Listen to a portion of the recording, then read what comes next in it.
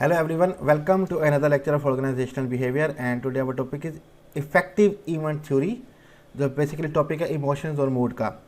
Lecture start करने से पहले एक छोटी सी हमारी अनाउंसमेंट है।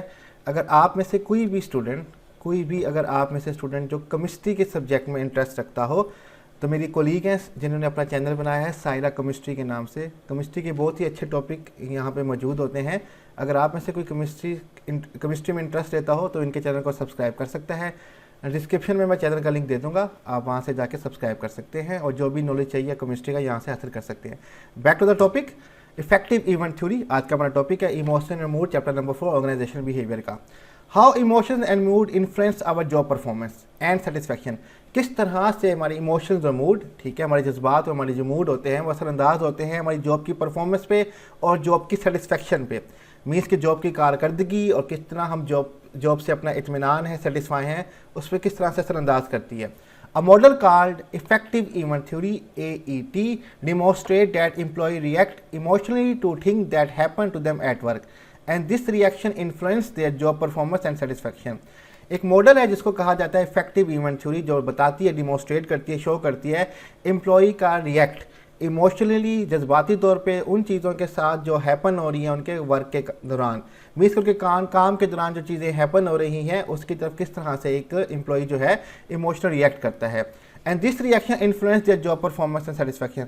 और जो उनका रिएक्शन होगा, ठीक है, वह इन्फ्लुएंस करेगा, असरअंदाज करेगा उनकी जॉब की परफॉर्मेंस, कारकर्दगी पर और जॉब की सेटिस्फैक्शन पे। Figure in next slide summarise AET। एक फिगर है जो कि समराइज कर रही है इफेक्टिव इवेंट थ्योरी को, हम उसको देख लेते हैं।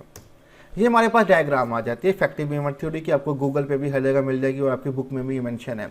आप डायग्राम में देख सकते हैं, सबसे पहले लिखा वर्क एनवायरनमेंट, काम का माहौल क्या है। अब काम का जो माहौल बनता है वो बनता है कैरेक्टरिस्टिक्स ऑफ जॉब की खसूसियात क्या हैं, ठीक है, क्या टास्क है, कितना आसान है, कितना मुश्किल है, जो उसकी खसूसियात होंगी, ड्यूरेशन वगैरह, वो कैरेक्टरिस्टिक ऑफ जॉब की लाएंगी, वो वर्क एनवायरनमेंट बना रही होंगी। जॉब डिमांड, जॉब आपसे चाहती क्या है, ठीक है, वो वर्क एनवायरनमेंट बनाते हैं। इमोशनल लेबर रिक्वायरमेंट और जो एम्प्लॉई हैं उनकी ज़रूरियात क्या हैं, ये भी वर्क एनवायरनमेंट को बनाती हैं। अब जो वर्क एनवायरनमेंट है इसके आगे हमारे पास वर्क इवेंट्स आते हैं। वर्क एनवायरनमेंट से हमारे काम का माहौल बनता है। डेली हैसल या डेली रूटीन पे परेशानियां होंगी अगर कैरेक्टरिस्टिक जो जॉब की डिमांड या रिक्वायरमेंट जो है वो कंप्लीट नहीं हो रही है, तो डेली हैसल्स होंगी, परेशानियां, या डेली अपलिफ्ट्स, हमेशा बेहतरी हो रही होगी, अच्छा काम हो रहा होगा। अब ये जो वर्क इवेंट्स हैं, यहाँ पे जो वर्क इवेंट्स हमारे हैं, ये हमारे इमोशनल रिएक्शन पैदा करेंगे, पॉजिटिव और नेगेटिव। और हमारे इमोशनल रिएक्शन पे हमारे पर्सनल प्रीडिस्पोजिशन, यानी कि हमारी पर्सनैलिटी, हमारा मूड जो है वो भी हमारे इमोशनल रिएक्शन पे ओपन होकर असरअंदाज कर रहा होगा। अब जो हमारा इमोशनल रिएक्शन होगा वो पॉजिटिव या नेगेटिव, वो हमारी जॉब सेटिस्फैक्शन और जॉब परफॉर्मेंस पे असरअंदाज करेगा। अगर पॉजिटिव होगा हमारा रिएक्शन तो मीन्स हम जॉब से सेटिस्फाई हैं, हमारी कारकर्दगी भी अच्छी होगी। अगर रिएक्शन नेगेटिव होगा तो हम ना ही जॉब से सेटिस्फाई होंगे, हमारी कारकर्दगी भी अच्छी नहीं होगी।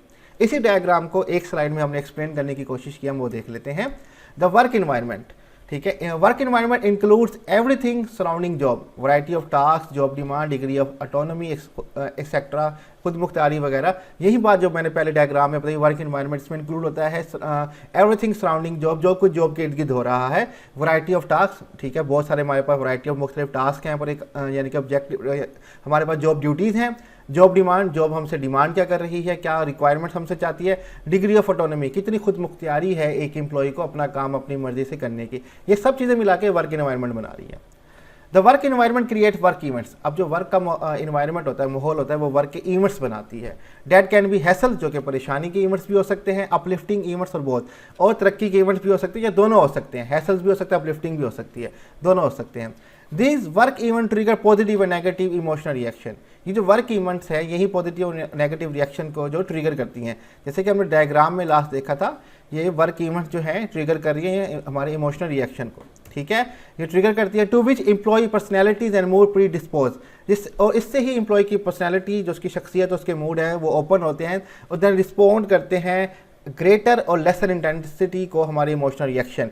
मीन्स के जो वर्क इवेंट है वो ट्रिगर कर रहे हैं हमारे इमोशनल रिएक्शन को, लेकिन हमारी पर्सनैलिटी और मूड जो है उसकी इंटेंसिटी को या तो कम कर रहे होते हैं या वो ज़्यादा कर रहे होते हैं। Finally, emotions influence a number of performance and satisfaction variables such as organization, commitment, attention to quit, etc.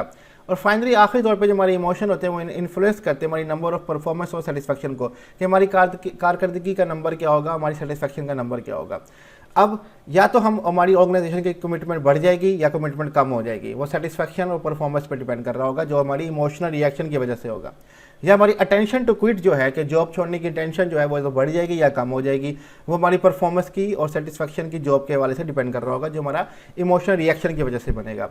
अगर हमारा इमोशनल रिएक्शन पॉजिटिव होगा तो हमारी परफॉर्मेंस और सेटिस्फेक्शन अच्छी होगी और हमारी ऑर्गेनाइजेशन की तरफ कमिटमेंट भी बढ़ेगी और अटेंशन टू क्विट वो भी खत्म हो जाएगी। लेकिन अगर हमारा इमोशन नेगेटिव होगा तो परफॉर्मेंस और सेटिस्फेक्शन कम होगी, हमारी कमिटमेंट ऑर्गेनाइजेशन की तरफ कम होना शुरू हो जाएगी और हमारी कोशिश होगी कि हम जॉब छोड़ दें। तो ये बेसिकली इफेक्टिव इवेंट थ्योरी है emotion the mood chapter number 4 organisation behaviour की। छोटा सा लेक्चर था, यही अपना टॉपिक खत्म होता है। स्लाइड्स का लिंक डिस्क्रिप्शन में दे दूंगा, आप वहाँ से डाउनलोड कर सकते हैं और कोई भी क्वेश्चन हो रिगार्डिंग टू द टॉपिक आप मुझसे कमेंट में पूछ सकते हैं। अपना ख्याल रखिएगा। अल्लाह हाफिज़।